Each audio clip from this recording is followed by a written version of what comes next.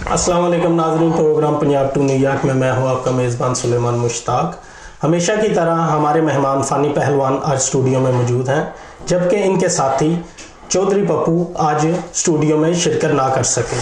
जबकि फ़ानी पहलवान चौधरी पप्पू की तस्वीर अपने हमरा लिए घूम रहे हैं। आइए जानते हैं फ़ानी पहलवान से क्या वजह बनी जिसकी वजह से चौधरी पप्पू आज प्रोग्राम में शिरकत ना कर सके। फ़ानी पहलवान साहब, हमारे प्रोग्राम में खुशामदीद। कैसे मिजाज हैं आपके? यार तू मजाक पूछने लगे तेरा भरा होमलैस हो गए फिर यार 2 हफ्ते हो गए खज्जल हो लगे ट्रेनों की कदी इधर तो कदी उधर 3 दिन तू ट्रेन स्टेशन तो सोना कल उन्होंने भी गाड़ी दिता उन्हें कहा उठ निकल तू इतने की मैं करना चोलना लगी है भाजी इतने साढ़े तो नजर खा खू गई ने तो सब कुछ साढ़ा खत्म हो गया। आपके आज दोस्त भी लगे यार दोस्त ही तो सब कुछ मरवाता मैनू भी नाल अपने। क्या हुआ क्या? यार अल्लाह जन्नत जगह दे मेरी दादी नूं कहती होंदी सी पुत्र नज़र बड़ी चीज़ बड़ी गंदी चीज़ है लोग खा जाती है बंदे नूं उसकी गल नहीं सब सुनते। यार तुसीं जानदे हो पप्पू दे मेरे तल्लक ऐसे सन। जी जी। यार पप्पू कोनिया ते फिरदा पिया एक पागल दे पुत्र ने उन्होंने कहा वो 109 दी मिलियन पप्पू तू इत्थे की करना जाके लॉटरी खेल। पप्पू दौड़दा स्टोर ते गया उन्होंने कहता मैनू 109 वाली लॉटरी दे दे। उन्हें $2 लेने पप्पू को उन्हें 109 मिलियन की लॉटरी दे दी। पप्पू जी टिकट वेखी 1 से टिकट निकलनी है बल्ले बल्ले बल्ले। पप्पू ने भाजी मैनू फोन कर इनू कर उन्नू कर जिन्होंने नहीं सा जानते उन्होंने भी फोन करके बुलाया रेस्टोरेंट लैके बड़ी थोड़ी दावत करनी है ये हो गया वो हो गया मेरी लॉटरी निकले असी भी खुश बात यार के नाल गए हाँ उत्थे टिक्कियां का आर्डर निहारी का बड़े बड़े सब्जियां नहीं होंदियां जी जी आर्डर दे दिते पप्पू साहब ने कुर्सी ते पैर रखे ने उन्हें कहा भाईजान पैर थले करो उन्होंने ठुड्डा चल चल नहीं वो करता वो बंदा चुप करके डर गया शरीफ बंदा उन्हें कहा पप्पू को पैसा मालदार बंदा है तो उत्थे असी रोटी खा लीए चाह शाह पी ली सारे बाहर निकले ने अपने सूटे लाते मैं भी नाल बाहर आया मैं चल पप्पू आ जाता। पप्पू को बिल आया कोई $350-400 का। पप्पू उन्होंने ना इंज करके लॉटरी की टिकट विखान लगे ए वे 109 की लॉटरी निकली तेन पैसे दे दिया। शीशे जी नजर आया पप्पू के अंदर कुट पई ठीक ठाक अंदर आया की होया उन्हें कहा कि पप्पू साहब के भाजी उन्होंने नाल ही पुलिस कॉल की पप्पू ने पा दिता उन्हें। पप्पू अगू पुलिस वाले का नाम मुरादा ने ना मैनू चाबी दी है अपार्टमेंट की ना पप्पू ना मुलाकात भी होती है। यार मैं तो मेरा बड़ा यार होया अजकल ठंड भी बड़ी जैकेट भी कोनी मेरे को तो अभी तक आपकी मुलाकात नहीं यार मैं पप्पू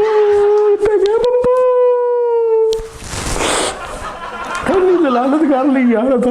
फ़ानी पहलवान साहब, क्या ज़रूरत थी अगर चौधरी पप्पू के पास पैसे नहीं थे तो क्या ज़रूरत थी दोस्तों वगैरह को अपने दावत देने की? यार ये पप्पू बेचारे का कोई कसूर नहीं है कसूर तो सारा वो लॉटरी बेचने वाले स्टोर वाले मालिक का सी। उनका क्या कसूर था? यार जो पप्पू 109 मिलियन की लॉटरी बाय की उन्होंने की लोड़ थी उन्होंने कहने की गुड लक। पप्पू तो ऐसी खुश फैमिली च फिरदा था गुड लक उन्हें कह दी है। पप्पू ने किसी ने थोड़ी दसिया सी कि गुड लक का मतलब की गुड लक का मतलब तो है अल्लाह तेरी किस्मत पप्पू साहब समझ गए। यार दोस्तों फोन कर घुमा के जो रेस्टोरेंट लै गया सारिया खाना शाना भी खवा दिता ठीक है ना। जो उन्हें मालिक ने बिल विखान लगे तो पप्पू उन्हें पर्ची विखान लगे वो वेखण वाला सी वैसे रेस्टोरेंट वाला मालिक ने पप्पू ने कुट्टे कुटिया जो अगलियां कुटिया ना वेटरां ने आ गए। पप्पू तो कोई कसूर नहीं सी है कसूर से सारा स्टोर वाले मालिक का लॉटरी जिन्हें बेची थी 109 की लॉटरी पप्पू की निकल आए। पप्पू तो कितने खिलाते नहीं थे पप्पू तो बाहर लार लंघते बंदे 109 मिलियन की निकल आई 109 मिलियन की लॉटरी जे उन्होंने गाला कर उन्होंने तिक्के मार। पप्पू ने तो गया यार 109 मिलियन की लॉटरी निकली यार दोस्त खुश हो जाते रेस्टोरेंट से चंगी रोटी खावे असी यार वो थानू भी पता सी कि इंज हो जाना पप्पू ने। तो आपने समझाया नहीं उन्हें? यार समझाने का मौका ही नहीं मालिक ने दिता सी। रेस्टोरेंट मालिक ने उन्होंने चंडा कराइया सन जो समझाने का मौका आया सी पोर्टू तक पुलिस आई सी चुगे भी लै गई सी पप्पू ने। अच्छा, चौधरी पप्पू रिसेंट? जी सर पुलिस तो आप रिसेंट उन्हें मिलने के लिए नहीं गए? यार पुलिस मिलन गया वा एक बार उन्हें मिलन दिता है उन्होंने मैं तो क्या सर्दी तो बच्चों का कि फुटपाथों से ना सोवा सर्दी पुलिस वाले कहते अल्लाह अल्लाह करो कोई समान नहीं देना। पप्पू ने मुलाकात आई मैं पप्पू जी सुनाओ वो चीज़ वाला बंद खांदा मैं उत्थे बह के तो बस आवाज़ आ रही यार इतने सौन नहीं देंगे तंग करते हैं मैनू सारे ਹੁਣ ਮੈਨੂੰ ਦੱਸो यार मैं किहड़े पासे जावां, मैनू तो समझ नहीं आपू भी आउंदी। मैं तो आपू परेशान होया यार। फानी पहलवान साहब, कम से कम आपने घर की चाबी तो ले आनी थी। यार दसिया तेन पुलिस स्टेशन वाले कोई वो प्रॉपर्टी दी नहीं मैनू, उन्हें क्या निकल पाई है तू। मैं पप्पू ਨੂੰ आवाज़ कराई, पप्पू यार कुछ नहीं, चाबी तो घर की किसी तरीके पहुँचा दे। सही बात। अमना मैं रात के फोन के उत्ते एक बैल जी वजी, फोन खोल के वेख्या WhatsApp ते चाबी की पिक्चर आई सी कि इतने स्टोर ते गया मैं क्या यार प्रिंट कर दे। वो प्रिंट करने वाला पागल मैनू वेखन लगे, तेनू प्रिंट कर, तेरा काम है प्रिंट करना। प्रिंट करके मैं वो टेबल पर रख के बड़ी बेहतरीन जी चाबी कट्टी है, कट के लिया के ज्यों लाक न लगा वो चाबी मुड़ गई, लाक नहीं खुलिया यार। पप्पू जेल च रहेगा। फानी साहब, जब तक चौधरी पप्पू प्रीसेंट से नहीं आ जाते, आपका कोई दोस्त अहबाब नहीं जिसके घर आप रुक सकें? ओ भाई, ओ पप्पू तेरा पेरा ही गरक हो गया, पप्पू दलील करवाती मैंने भी नाल अपने। और जिगर तेन दसिया पप्पू ने कोई बंदा छड्डिया ही नहीं थी इत्थे। पप्पू नाल मैनू, पप्पू की तो थोड़ी मैनू लोग बहुतियां गालां कढदे सन दी वजह कि हर वक्त पप्पू के नाल हुंदा। मैनू तो कोई बंदा पुछदा नहीं, पूरे हालात भी नहीं पुछदा मैं मेरे यार, मैं की करा। तू कहना कोई दोस्त बाप छड्डे कोई बंदा तो होवे ना, बंदा किसी को जाए। तो आजकल किधर सो रहे हैं? तुसी कोई अपना बंदोबस्त करवा दिओ, थोड़ी मेहरबानी, मेरा इत्थे किने बंदोबस्त कर दिओ यार। बड़ी ठंड हो गई, बड़ी जलालत है बाहर। पप्पू तो जदों आएगा उदों तक तो कोई गुजारा करना है ना। जिगर चौधरी पप्पू की जमानत का क्या बना? अब कौन उसकी जमानत करवाएगा? यार कौन कराएगा, साडा कौन है? मैनू नहीं अगले रखन लगे तो साडे घर पप्पू चौधरी के घर तो कोई भांडा सिपा भी कोई नहीं रहा कि जिन्होंने वेच वट के कोई जमानत का बंदोबस्त करा। यार वैसे एक मैनू नज़र आ रहा है कि तुसी आ रहे हो कि असी वेखो चौधरी पप्पू तो मैं तुहाडे प्रोग्राम करने हैं यार, कि तुसी कोई अपने चैनल ने कहो पप्पू की जमानत का कोई बंदोबस्त करन। सही वो तो साडा यार कोई गार बेली नहीं आया इत्थे, तुहानू पता पप्पू के गुस्से का सारे नाल लड़दा रहिंदा सी। नाजरीन, फानी पहलवान से गुफ्तगू का सिलसिला जारी रहेगा। यहाँ लेते हैं एक छोटा सा वक्फा, हमारे साथ रहिएगा।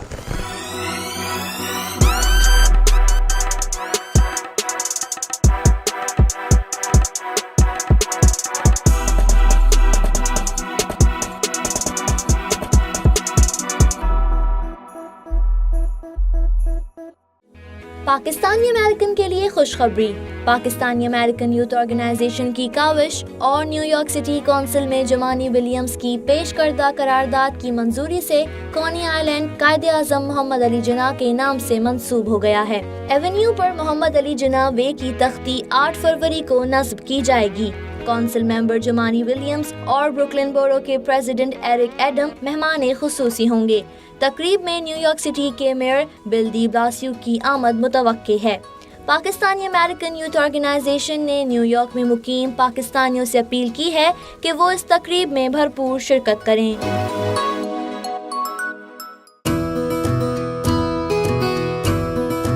न्यूयॉर्क ब्रुकलिन के रिहायशियों के लिए खुशखबरी। ब्रुकलिन में आपके घर से करीब हमारी किसी भी फार्मेसी में तशरीफ लाएं, जहां अद्वियात के अलावा आला और मयारी क्वालिटी के स्किन प्रोडक्ट्स, कॉस्मेटिक्स, हलाल विटामिन्स, छोटे बच्चों के खिलौने और वॉकिंग एड्स भी दस्तयाब हैं। हमारी तमाम फार्मेसीज में तमाम बड़े क्रेडिट कार्ड्स और इंश्योरेंस काबिल कबूल हैं। अपनी सहूलत के मुताबिक आज ही तशरीफ लाएं। तेज pharmacy 834 Coney Island, Brooklyn, New York. Phone number 718-284-0100। Naz pharmacy 731 Coney Island avenue, Brooklyn, New York. Phone number 718-284-4200।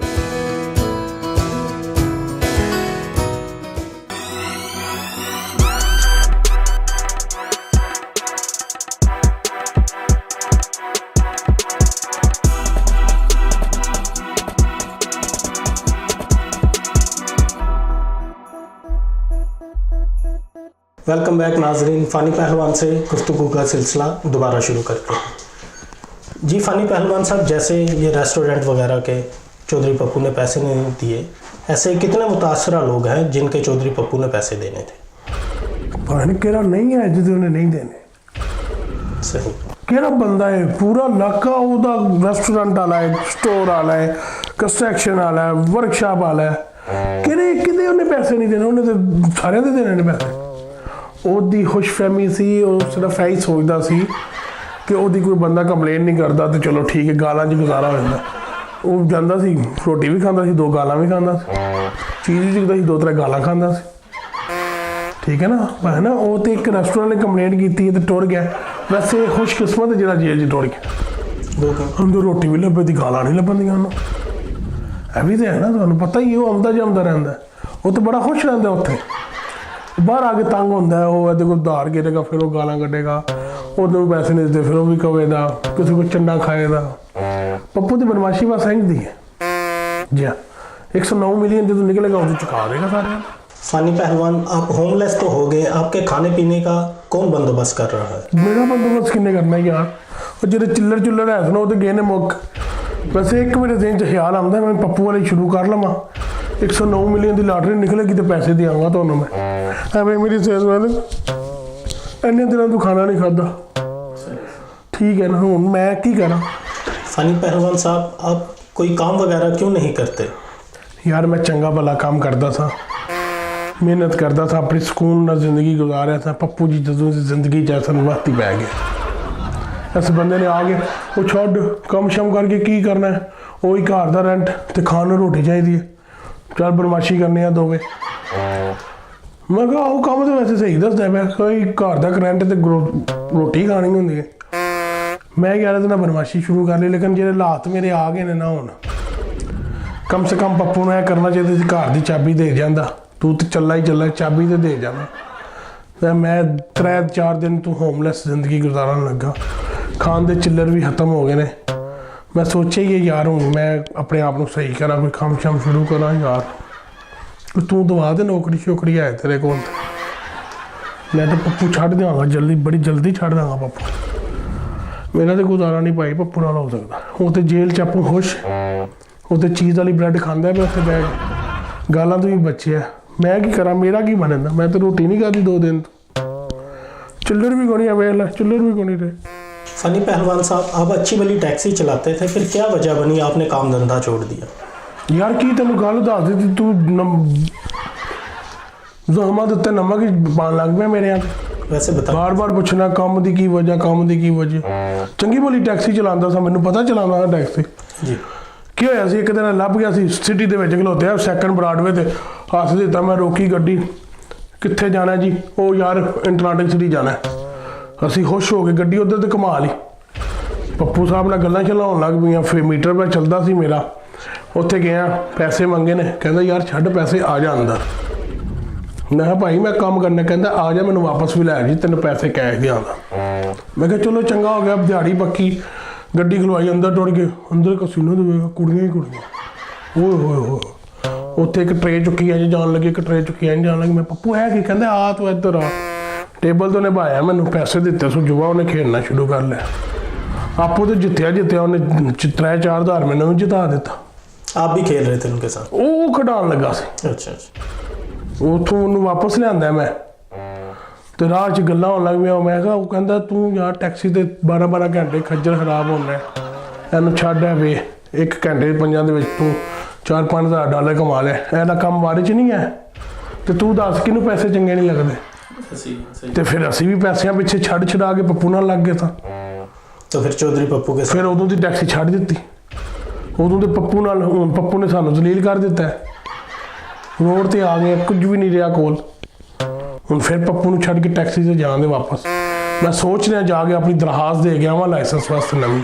Fani साहब, जिन परेशानियों से आप गुजर रहे हैं, इन परेशानियों से आपने क्या सीखा? हमारे नाजरीन को कोई पैगाम देना चाहेंगे? यार तेरे नाजरीन को पैगाम की देना, की सीखा है? जलालत सीखी है, और कुछ नहीं सीखा। एन अपने नाजरीन को दस, मेहरबानी है इन्हों की, ध्यान नाल काम करन। छोटे रस्ते का कोई फायदा नहीं, पैसा आंदा लेकिन बाद च जलालत भी आती है। जो हालात मेरे रोड से होया ना, ए पप्पू साहब की और फिड़े मूँह तेरा पप्पू, फिड़े मूँह तेरा। एवो जिहे बंदे तो दूर रहो, मेहनत करो, उहदे च फायदा है। एवो जिहे बंदियां नूं फिर कहना फिड़े मूँह तेरा। नाजरीन, आप देख रहे थे और सुन रहे थे परेशान हाल फानी पहलवान की गुफ्तगू। अगले प्रोग्राम तक के लिए अपने मेज़बान को इजाज़त दीजिए। अल्लाह निगहबान।